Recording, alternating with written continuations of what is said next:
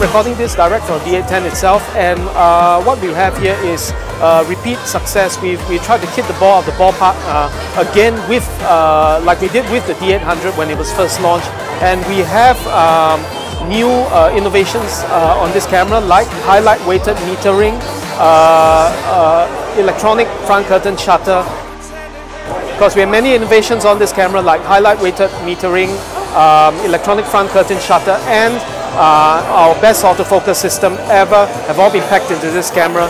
36 megapixels, but this time with highly advanced and very wide ISO range, thanks to highly advanced pixels in the sensor. And of course, we have not just been working on the stills, but we have been working on the video as well. So you get 1080 60p, 6050p video output that records not just 2 HDMI out, but at the same time 2 card, 4:2 ProRes, and a host of other features such as the Zebra display function, and the highlight weighted metering also works in video mode. And of course, with great quality audio. We have not skimped on performance. You find that battery life, usability, and the build quality that you've come to expect from a Nikon DSLR are here. This is not just a camera with high megapixels or great video. It's a camera that really stands out from any challenger, any pretender. D810 to test out. So how did you come up with the concept to test it? Because you're going to share with us your concept later, right? So how did you come up with this concept?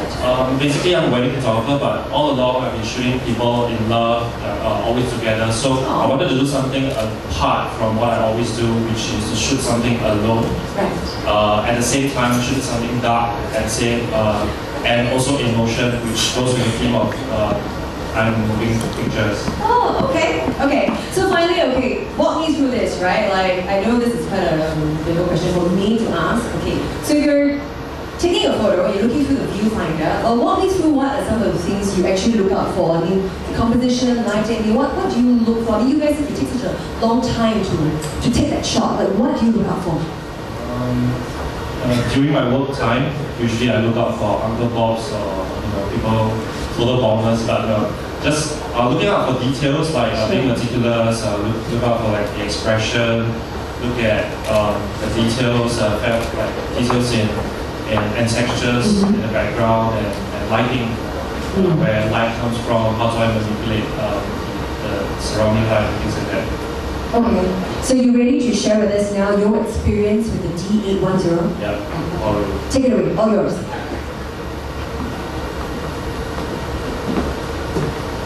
Okay, so what I wanted to do with this is actually move with me. As you all know that I'm a wedding photographer, but most of the time I shoot people together.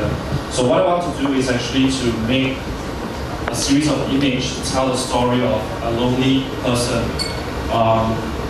So the title is actually Move With Me. So what comes to my mind when I was given the task to actually shoot this camera? The first thing that came to my mind was that I want to do something Tim Burton-like. His films, I went to his exhibition, he inspires me a lot with his drawings and things like that, so I wanted to create something almost similar, but in my own form of artistic directions. So, and it's just perfect because I don't think it's something that people want to do most of the time as a wedding photographer, because everyone just wants to go lovey, happy. Yeah. So, what I did with the camera was to push the settings up. Basically, there was other reasons as well. I was kind of forced to use ISO from 800 to 1006 at the end of the shoot. Bear in mind that I only had about 1.5 hours to shoot, because on the day itself, the sky became very gloomy. It was threatening to rain, and at the end of the shoot, which I did not complete thoroughly, it started pouring actually. So I was shooting at ISO 800 at first, with a shutter speed of 1/250 with only one speed light, a Nikon speed light. So I wanted the aperture to be at f8 because I want everything to be sharp, to show the textures and everything in the images that I'm going to portray to you later on. So yes, I was hoping for a gloomy day. basically to create the mood that I want for my model. The model is a friend. She has no experience shooting something sad or something dark or lonely. She has been always a very cheerful person, and I thought, yeah, that makes the whole experience even better, to experience isolation. So I told her that we're not to smile, just pretend that it's a gloomy day, and then it really became gloomy. So the dark clouds came, the mood was sad, and at almost the end of the shoot, the rain started pouring and we ran, and I thought it was a good day out.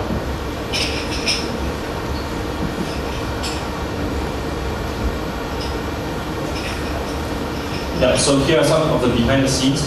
I was using a trigger so that it allows me to push the shutter speed faster. I was shooting at oh, that wasn't me. Right, okay.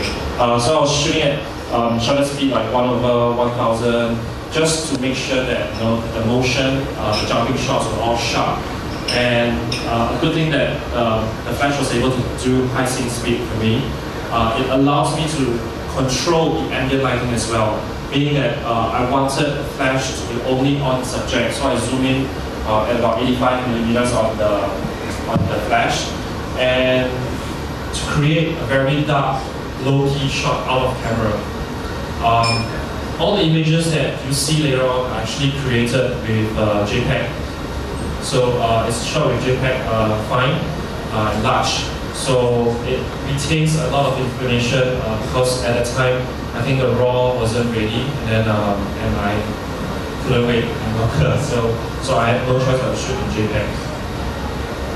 So with just a single light source, and the shutter speed was just to create a very low key setting, which you will see later on. So why I like about this camera is because I needed a camera to handle the dynamic range in both the shadow areas and the highlight areas, meaning that it must be able to retain details when I try to underexpose, especially when the shadows, try not to let it go to zero on the histogram, and making sure that if I flash strong light on my model, she will stand out. The contrast between her and the background will be very strong, and yet not blow up the highlights on the skin. So, and it has to have the ability to keep up with me, keep up with the dance movement, as well as meaning that the focusing, the shutter speed, the handling of the camera. And what if I continue to shoot in the rain? Will the camera be able to handle? Sometimes, I may go crazy and then say, oh, let's have a roll in the mud.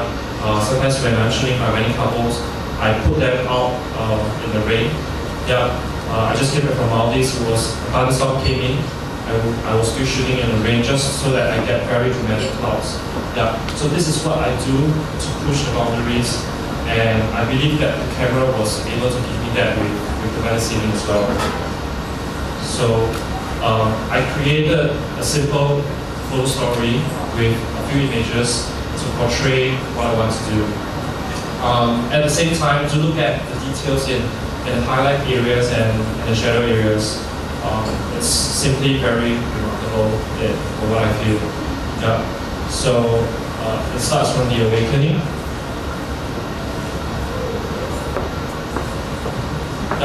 So all these shots were taken not post, just by standing there. Everything was taken in motion.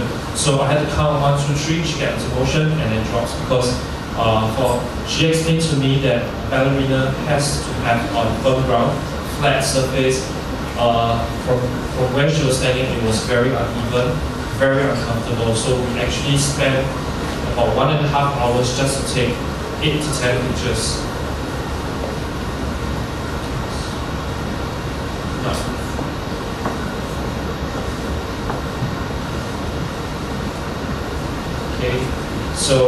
So all these were created in an environment where it was really threatening to rain.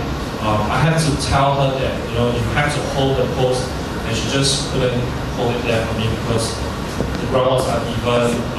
It was wet, I think it rained the day before as well. And basically she didn't also want to dig the shoes too deep into the ground as well to get it dirty. So I asked her to do a bit more dramatic pose while she got more comfortable, but at the same time she was under a lot of stress for me to produce the image where it's coming in. So this was shot at a slightly faster shutter speed. I believe it was 1/800 or something. Yeah. And then I was able to control the ambient lighting, and the details, the sharpness in the images is just remarkable. And then I tried to add in another speed light. So I put in a speed light at the back to just bring up the separation between her and the background.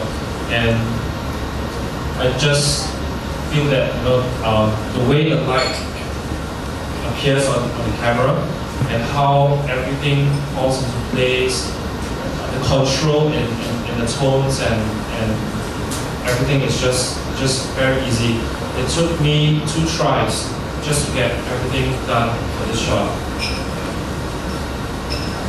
And then followed by a very simple portrait.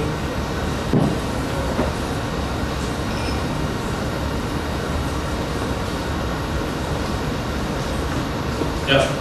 As many people know that if you are shooting with very minimal lighting, the hair tends to be black and always gets, details is always lost in hair details for Asian because you don't have where in a commercial studio or with fancy lighting that you get 3-4 lights on the hair and things like that. Sometimes working with one light or even with the ambient light, you don't get details in hair. So what's good about this camera is that I was surprised and I was very happy that it retained a lot of information in the hair details and also on the black dress that she was wearing. So it was not totally blacked out when I pushed the exposure factor. And when you put the image to black and white, it just pops out just like that. So I hope you enjoy what I did. It's not the most happiest of photos, but yeah, it's something that I think there are a lot of people who want to have a partner in life as well. So hope that the lonely people out there will have someone to dance with you too.